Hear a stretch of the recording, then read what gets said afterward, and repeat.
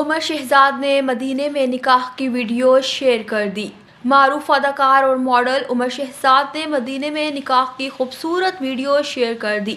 उमर शहजाद ने कुछ रोज़ कबल photo and video sharing app Instagram पर अहलिया की शनाख्त ज़ाहिर किए बगैर इनके हमरा मस्जिदुल हराम में ली गई तस्वीर शेयर करते हुए अपनी शादी का ऐलान किया था।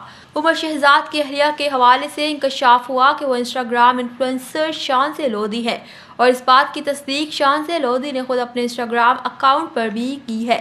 अब उमर शहजाद ने मस्जिद नबवी सल्लल्लाहु अलैहि वसल्लम में निकाह की एक खूबसूरत वीडियो शेयर कर दी है। वीडियो के आगाज़ में निकाहख्वां को निकाह पढ़ाते, निकाह नामे पर दस्तखत करवाते और फिर निकाह की तकरीब में शरीक करीबी अजीज़ व अकारब नौब्याहता जोड़े को निकाह के मुबारकबाद देते नज़र आ रहे हैं।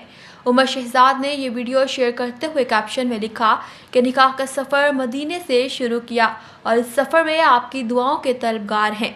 सोशल मीडिया सार्फिन की जानिब से नौब्याहता जोड़े के लिए नेक ख्वाहिशात का इजहार किया जा रहा है।